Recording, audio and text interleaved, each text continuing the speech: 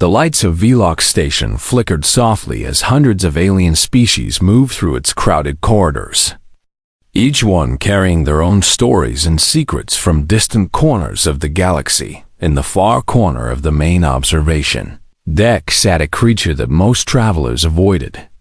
A Tarathian soldier named Crickstill, whose body told the story of countless battles through deep scars carved into his gray carapace and a missing left antenna that had been torn away during some forgotten conflict. He wrapped his four-fingered hands around a glass filled with fermented starfruit and stared out at the endless stars. Beyond the station's massive windows, the war had ended 3 years ago, but the memories never stopped. They played behind his eyes every time he tried to sleep and whispered to him during the quiet moments when he was alone. A young Fenari diplomat named Yevra walked across the observation deck with careful steps, her large golden eyes fixed on the scarred veteran. She had heard stories about this particular Tarathian and the things he had witnessed during the Great Conflict. "May I sit with you?" she asked in a voice that tried to hide her nervousness. Rixiltal did not look at her but gestured toward the empty seat across from him with one scarred hand. "You want to know about this humans?" he said without any hint of question in his tone. Yevra settled into the chair and placed a recording device on the table between them. Her people were skilled at reading others, and she could see the weight of terrible knowledge pressing down on this old soldier. "The Galactic Council is considering whether to admit humanity as full members of our community," she explained carefully. "I have been sent to gather information about their nature and their capabilities so that my leaders can make an informed decision." Crickstill finally turned to look at her, and she saw something in his deep black eyes that made her scales tighten against her body. It was not hatred or anger, but something closer to awe mixed with fear. "The Council wants to understand humans," he repeated slowly. "That is like saying you want to understand the heart of a dying star or the moment before a universe is born." He took a long drink from his glass and set it down with a heavy sound. "I fought beside them during the siege of Orion's belt. I watched them do things that should not be possible. I saw them break every rule of warfare and survival that the galaxy has ever known." Around them, the observation deck had grown quieter as other patrons began to notice their conversation. A group of Krethian merchants stopped their card game to listen, and two Valorn scientists turned their chairs to face the scarred veteran. Word spread quickly on space stations, and everyone had heard rumors about the Tarathian who had survived the siege. "Tell me what you saw," Yevra said, soft like Crickstill made a clicking sound with his mandibles that might have been bitter laughter. "I will tell you 3 stories about 3 humans. When I am finished, you will understand why every military intelligence agency in the galaxy has marked humanity as the most dangerous species we have ever encountered." He leaned back in his chair, and his eyes grew distant as memories flooded through him. "Before the war, I was like most Tarathians. I believed that humans were a young and primitive species that had barely learned to travel between stars. We thought they were soft creatures with weak bodies and short lifespans who would never amount to anything significant." A Fenari server brought another drink to the table, and Crickstill nodded his thanks before continuing. "The Krellin Empire shared this belief when they decided to expand into human territory. They had conquered 40 star systems and defeated dozens of species. They thought humans would fall within a single rotation of their home planet." "What happened?" asked one of the Krethian merchants who had abandoned his card game entirely. "The Krellins learned the same lesson that I learned," Crickstill replied. "They learned that humans do not think the way other species think. They do not fight the way other species fight.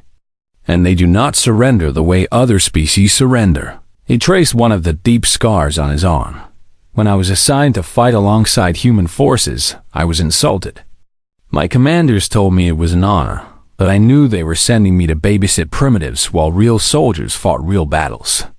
Yevra watched him carefully as he spoke, and she could see the emotions moving beneath his hardened exterior. The first human I met was a woman named Captain Lisa Monroe. She was small by Tarathian standards and had no natural weapons or armor. I remember thinking that a single blow from a Krellin warrior would break her in half. Crystal shook his head slowly. I was a fool. I did not understand what lived inside that small body. I did not know about the fire that burns in human hearts. More aliens had gathered around their table now, and the observation deck had become almost completely silent except for the hum of the station's systems. Captain Monroe looked at me on that first day, and I saw something in her eyes that I had never seen before. It was not the cold calculation of a Tarathian officer or the mindless aggression of a Krellin berserker. He paused and searched for the right words. It was certainty. Absolute and unshakable certainty that she would protect her soldiers and complete her mission no matter what stood in her way. That does not sound so unusual, Yevra suggested carefully. No? Crystal turned his scarred face toward her. Let me ask you something, young diplomat. If you knew with absolute certainty that you were going to die in the next hour, would you keep fighting? Yevra hesitated before answering. I do not think so. What would be the point? Exactly, Crystal said. That is how every species in the galaxy thinks. We fight to survive, and when survival becomes impossible, we stop fighting. It is logical and reasonable and sane. He leaned forward and his voice dropped to almost a whisper. Humans are not logical or reasonable or sane. They fight hardest when they know they cannot win. They become most dangerous when they have nothing left to lose. The old veteran finished his drink and signaled for another. The first story I will tell you is about a human soldier named Danny Ortiz. He was 23 years old and held the rank of sergeant. By every measure that matters, he should have died during the siege of Orion's belt. Crystal's eyes grew distant again. Instead, he did something impossible. And he changed the way I think about courage and survival and what it truly means to be a warrior. The gathered aliens leaned closer, and Yevra made sure her recording device was capturing every word. Listen carefully. Crystal said, and I will tell you why the Krellin Empire learned to fear a species they once dismissed as primitives. Crystal closed his eyes and let the memories wash over him like cold water as the gathered aliens waited in silence for him to begin. The siege of Orion's belt lasted 47 days, he said slowly. 47 days of constant fighting and dying, and watching friends turn into corpses. He opened his eyes and stared at the young Fenari diplomat. By the 15th day, we had lost all hope. The Krellin Empire had surrounded our position with nearly 300,000 soldiers, while we had only 40,000. Tarathians and 3,000 humans left alive. A Krethian merchant shook his head in disbelief. Those numbers are impossible. How could anyone survive against such odds? We could not, Crystal admitted. Our commanders knew it, and the soldiers knew it. We were simply waiting for the end to come. He picked up his fresh drink but did not taste it. The Krellins had cut our supply lines on the 12th day. By the 15th, we had no food and very little ammunition, and our medical supplies had run out completely. Yevra leaned forward with concern in her golden eyes. What did the humans do? At first they did what we did. They rationed what little remained and prepared for death, Crystal replied. But on the morning of the 16th day, everything changed. He set down his glass, and his scarred hands trembled slightly. Captain Lisa Monroe called a meeting of all human officers and senior enlisted soldiers. I was invited because I served as liaison between our forces. The observation deck had grown so quiet that the soft hum of the station's life support systems seemed loud. She stood before her soldiers and told them that the Krellins had sent a message demanding our surrender. She read the terms aloud, and they were generous by Krellin standards. Did you consider accepting? Yevra asked. The Tarathian commanders were ready to accept. Krikstal said with something like shame in his voice. We had families back home, and the Krellans promised to treat prisoners according to Galactic convention. He clicked his mandibles, but Captain Monroe had other ideas. She told her soldiers that surrendering was not an option because the Krellans could not be trusted to honor their agreements. A Valoran scientist spoke up from nearby. Was she correct about that? She was, Krikstal confirmed grimly, but we did not know it at the time. We only learned later what the Krellans did to prisoners from other species. He shook his head to clear the dark thoughts. Captain Monroe explained that there was a supply depot 60 kilometers behind the Krellan lines. It had been captured early in the siege, but the Krellans had not moved the supplies yet. She wanted to attack the depot. Yevra asked with disbelief. Through 60 kilometers of enemy territory? Not attack, Krikstal corrected her. Capture. She wanted to take the depot and hold it long enough for our forces to break out and reach it. The gathered aliens exchanged looks of confusion. That is suicide. One of the Krethians said flatly.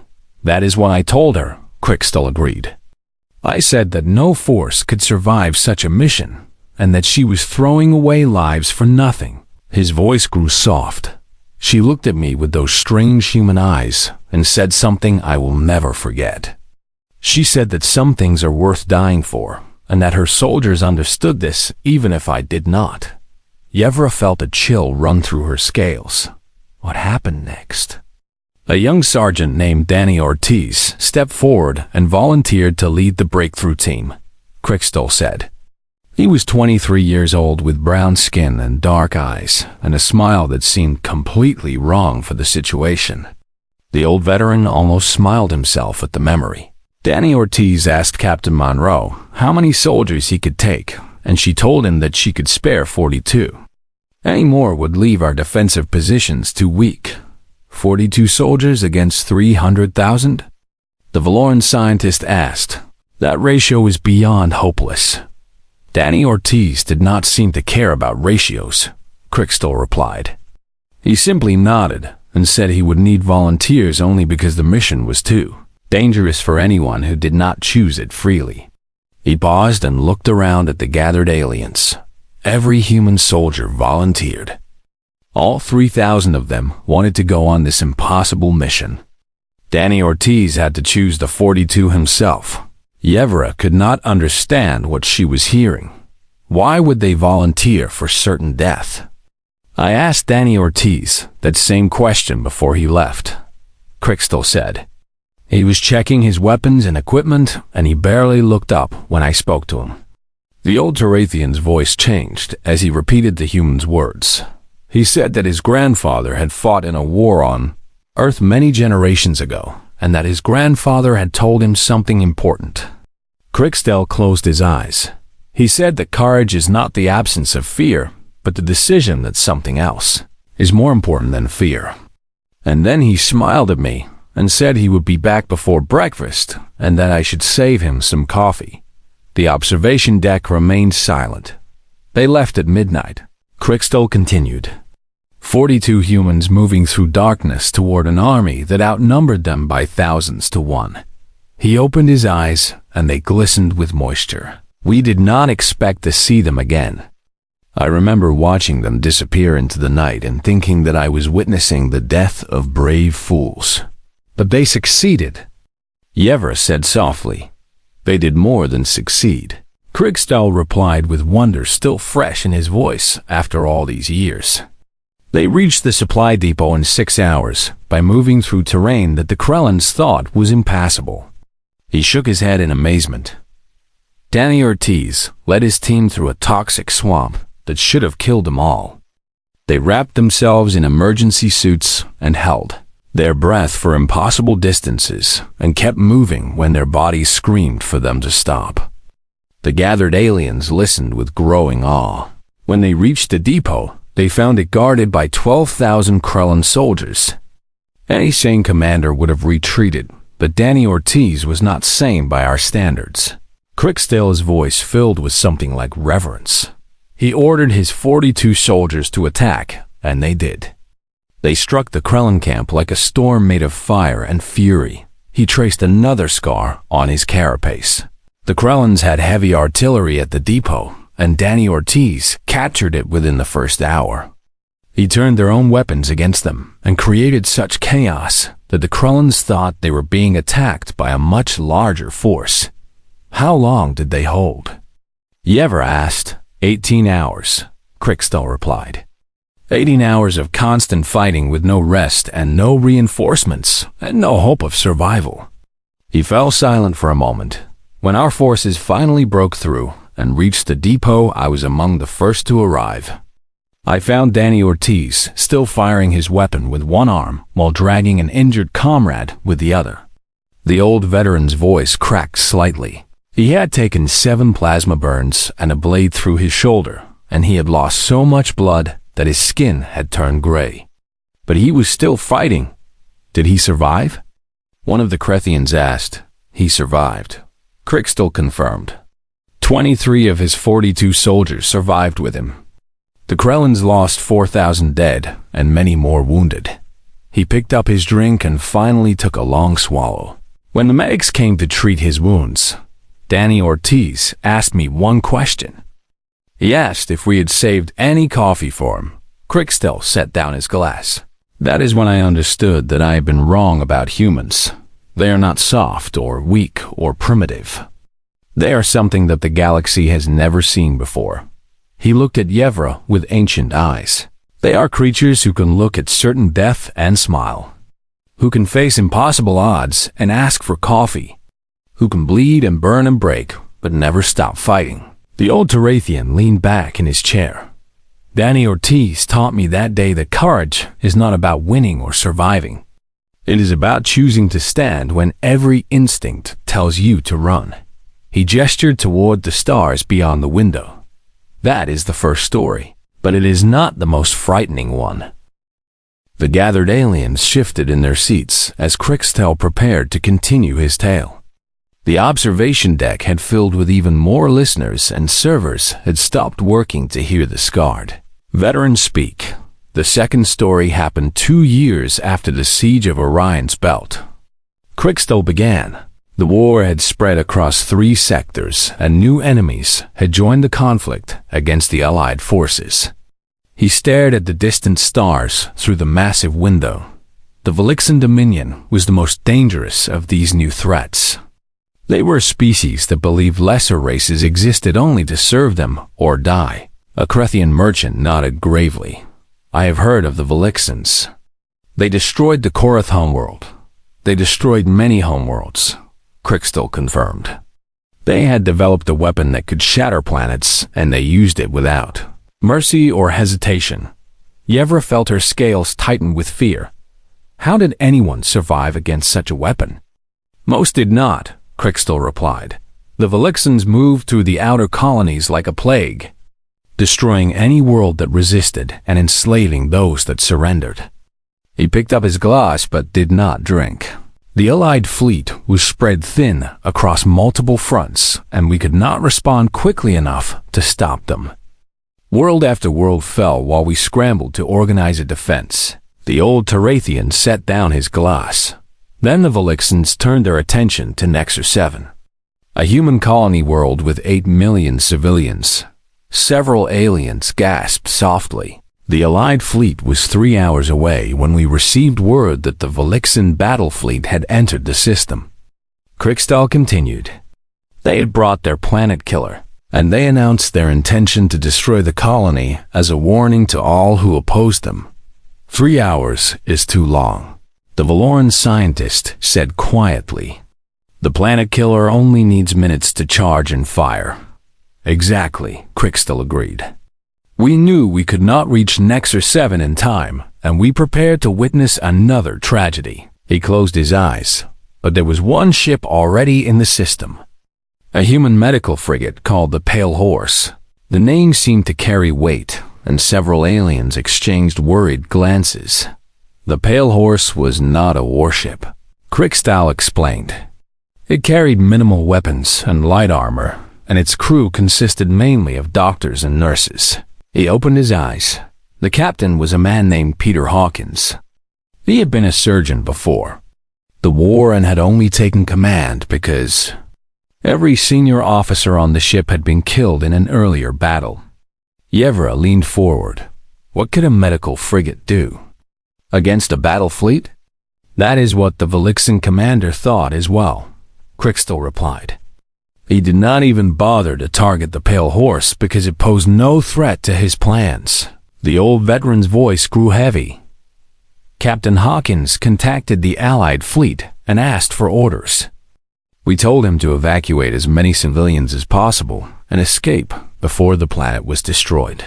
He shook his head slowly. He refused. He said that his ship could carry perhaps 1,000 people, and that leaving 8 million to die was not an acceptable option. What else could he do?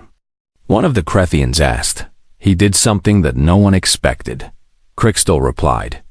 He ordered his crew to abandon ship and told them to take the escape pods down to the planet's surface. The gathered aliens stirred with confusion. Why would he send his crew away? Yevra asked, because he knew what he was going to do, and he did not want anyone else to die for his decision. Crystal answered. But 12 crew members refused to leave. They chose to stay with their captain. His voice dropped to almost a whisper. Captain. Hawkins aimed the Pale Horse directly at the Velixen flagship and engaged the emergency jump drive. The Valoran scientist made a sound of shock. The emergency jump drive is not meant to be used inside a gravity well. The calculations would be impossible. Captain Hawkins was not trying to make a proper jump, Crystal explained. He was trying to create a weapon. He looked around at the silent audience. The jump drive tore a hole in normal space right inside the Velixen formation. The energy release was equivalent to a small star going nova. Yevra covered her mouth with her hand. The flagship was destroyed instantly, along with 37 other warships. Crystal continued. The planet killer was disabled, and the remaining Velixen ships fled the system in panic. Captain Hawkins and his crew, the Crethian merchant said quietly. They did not survive. No, Crystal confirmed. They were vaporized in the explosion. There was nothing left to recover. He fell silent for a long moment. But 8 million civilians on Nexus 7 survived. 8 million people who would have died if one human had not chosen to sacrifice everything. The old Herathian reached into a pouch at his belt and pulled out a small object. I was given this by a survivor of the Pale Horse, one of the crew members who escaped in the pods. He held up a small metal pendant shaped like a horse. She told me that Captain Hawkins' last transmission was recorded and played at his memorial service. Crystal's voice changed as he repeated the words. He said, "Tell my daughter, I'm sorry I will miss her graduation.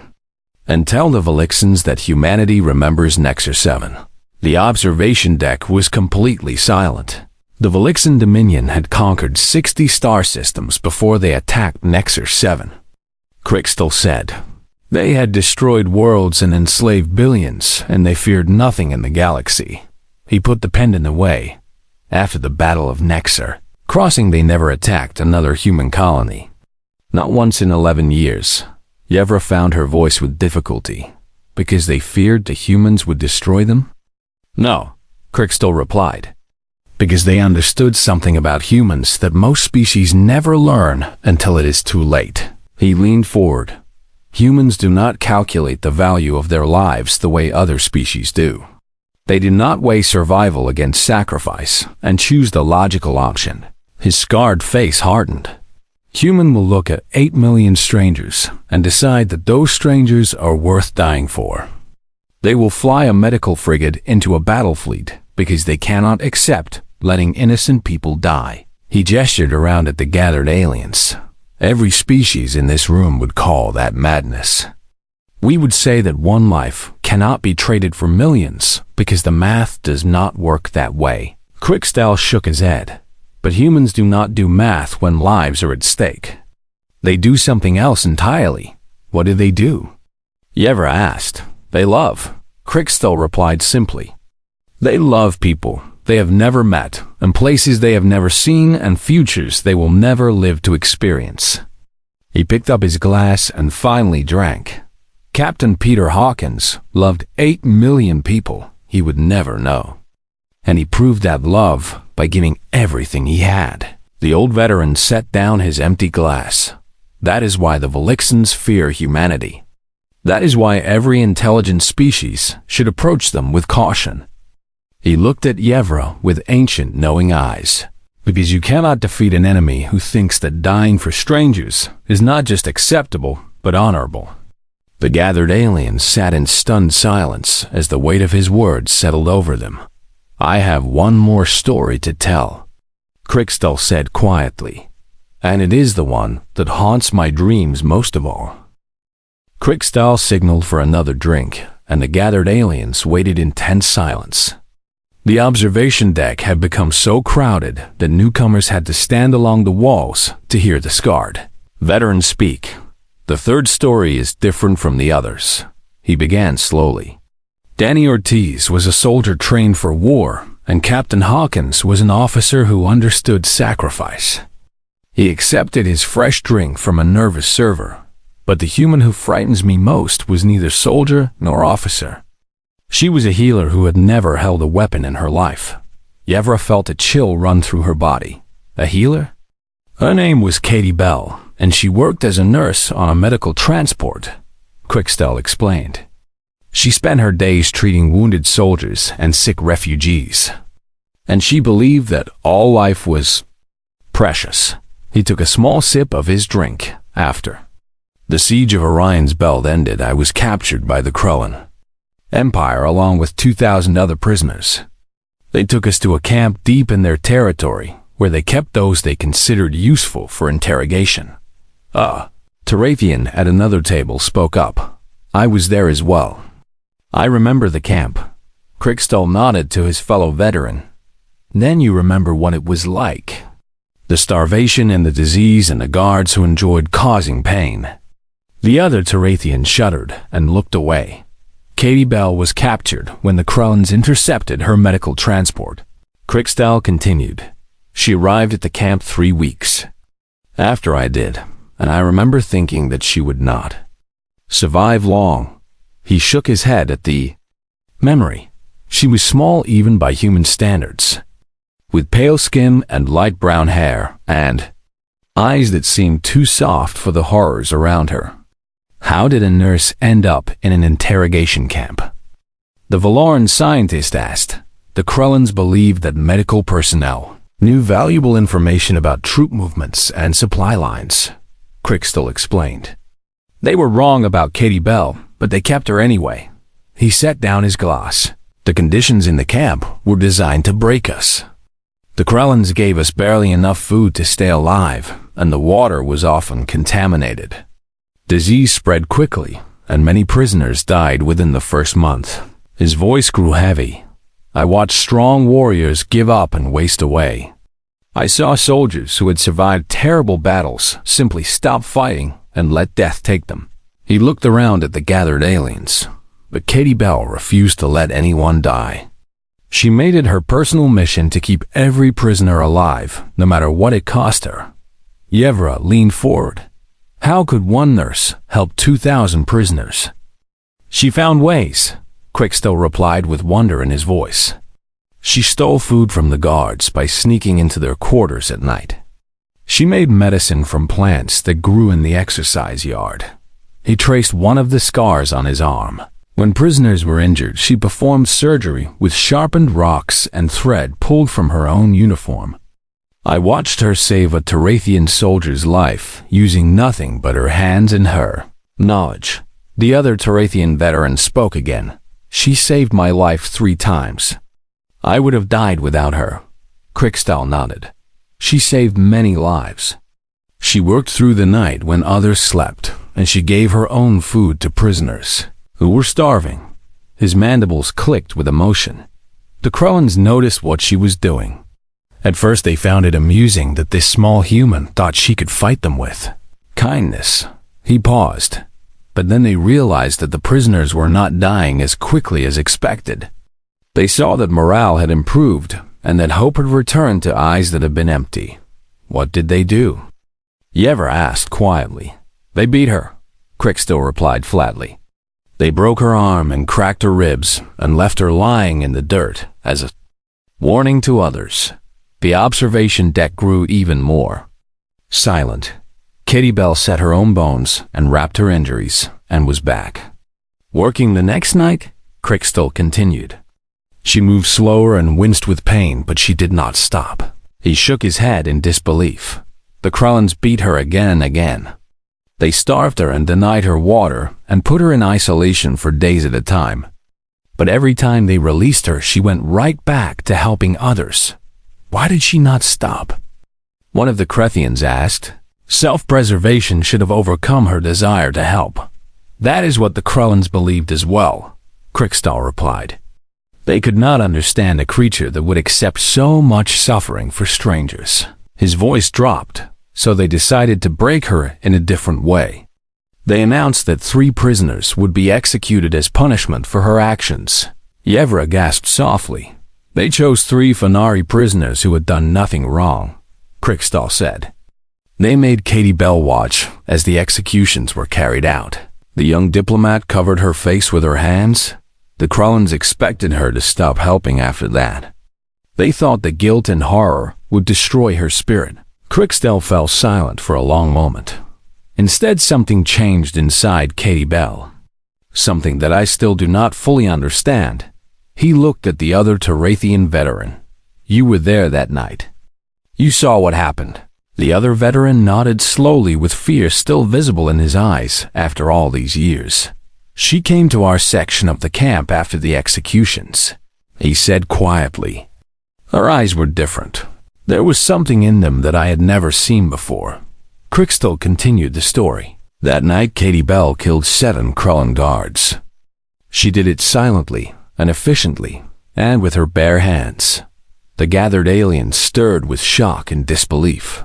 A nurse with no combat training killed 7 trained Krullan warriors? The Valaran scientist asked. She did, Crickstill confirmed. When we found her the next morning, she was sitting among the bodies with blood on her hands and that terrible look still. In her eyes, he picked up his drink but did not taste it. I asked her how. She had done it, and she looked at me with those changed eyes and spoke words I will never forget. His voice shifted as he repeated her answer. She said, I made a promise to every patient I ever treated. I promised to do no harm unless harm was the only way to protect the innocent. The Krullans took innocent lives to punish me for keeping people alive. So I kept my promise. The observation deck remained frozen in silence. The Krullan commander was terrified. Crickstill continued. He had seen warriors and soldiers and killers of every kind, but he had never seen anything like Katie Bell. He finally drank from his glass. She was a healer who had become death itself. Not because she wanted to kill, but because killing was the only way to protect the people in her care. He set down the glass. The Krullans negotiated a prisoner exchange within 1 week. They released all 2,000 of us in exchange for only a handful of their own soldiers. Because they feared one human nurse? Yevra asked. Because they understood what she represented, Crickstill replied. Katie Bell showed them that humans have no limits when protecting those they love. He leaned forward. A Tarathian warrior fights because it is his duty. A Krullan berserker fights because it is his nature.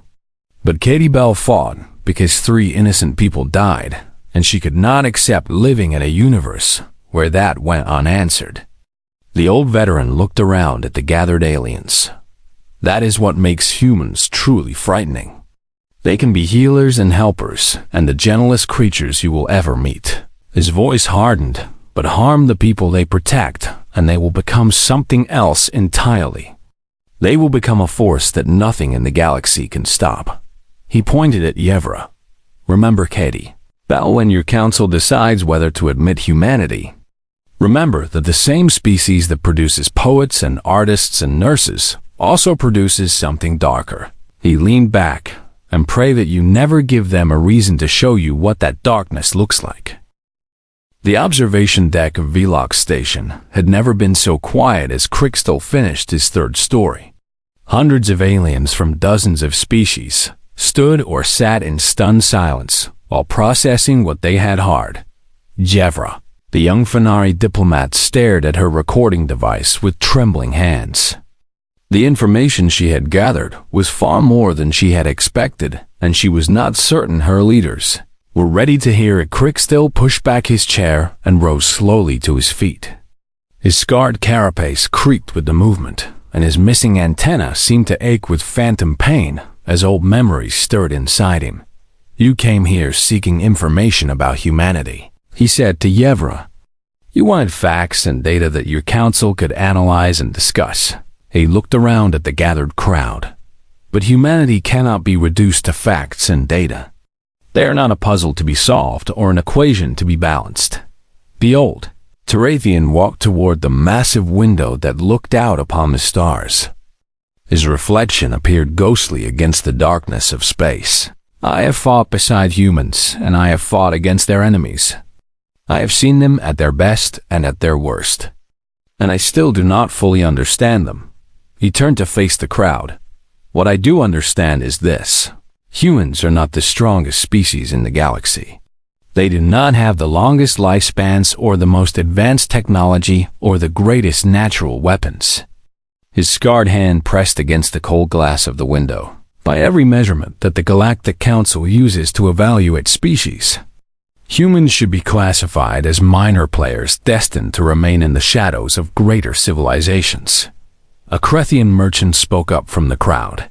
"Then why do you speak of them with such respect and fear?" "Because measurements and classifications cannot capture what makes humans dangerous," Crickstall replied. "They cannot quantify the fire that burns inside human hearts." He stepped away from the window. "I told you 3 stories tonight about 3 very different humans. A young soldier, a ship captain, and a nurse." He held up one scarred finger. Danny Ortiz was not special by human standards. He was an ordinary soldier with ordinary training and ordinary abilities. Yet he accomplished something extraordinary because he refused to accept that impossible odds meant certain failure. A second finger rose. Peter Hawkins was a surgeon who became a captain by accident. He had no great destiny or special powers, yet he chose to die so that 8 million strangers could live. A third finger joined the others. Katie Bell was a healer who had dedicated her life to preserving life. Yet when innocent people were killed, she became something that terrified. An empire that had conquered 40 star systems. He lowered his hand. These 3 humans had one thing in common that sets their species apart from every other in the galaxy. Yevra found her voice. "What was that?" "They could choose," Crickstall replied simply. "They could look at a situation where logic and reason and self-preservation all pointed toward one action, and they could choose to do something else entirely." He began walking slowly through the crowd. "Every other species I've encountered follows patterns. We fight when the odds favor us and retreat when they do not. We protect ourselves first and others second. We calculate costs and benefits and make rational decisions." He stopped near Yevra's table. "Humans do not follow patterns. They do not calculate the way we do. They make decisions based on values that we cannot measure and commitments that we cannot understand." The old veteran placed his 4-fingered hand on the table. Danny Ortiz did not calculate his chances of survival before volunteering for that mission. He simply decided that his comrades were worth fighting for and acted on that decision. His voice softened.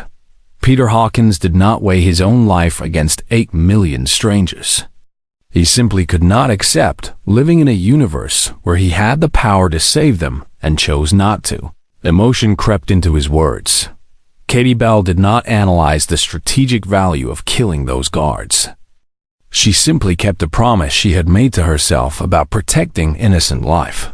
Crickstall straightened and looked at Yevra directly. The Galactic Council wants to know if humanity is ready to join our community.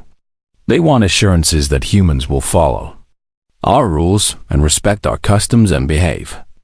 Predictably, he made a sound that might have been bitter laughter. I would suggest that your council ask a different question. What question? You ever asked? Ask whether the galactic community is ready for humanity. Crickstall replied. Ask whether we are prepared for a species that will fight for us with the same passion that they fight for themselves. He turned and began walking toward the exit. Humans will be loyal allies and generous friends and tireless advocates for justice.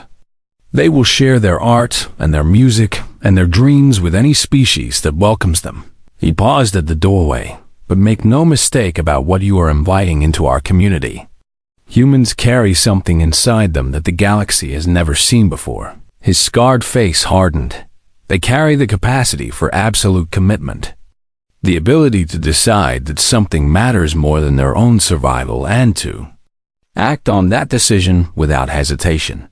He looked back at the gathered aliens one final time. That capacity can make them the greatest allies you have ever known or the most dangerous enemies you have ever faced. His voice dropped to almost a whisper. Choose wisely how you treat them. Because unlike other species, humans do not forget and they do not forgive.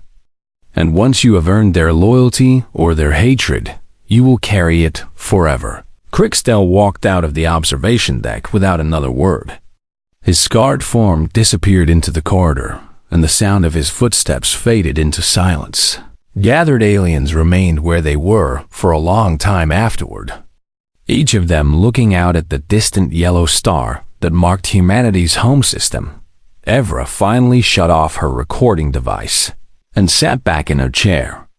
She had come to Vlog Station seeking information, and she had found something far more valuable. She had found understanding. The young diplomat looked at that distant star and wondered what kind of future awaited a galaxy that had discovered humanity.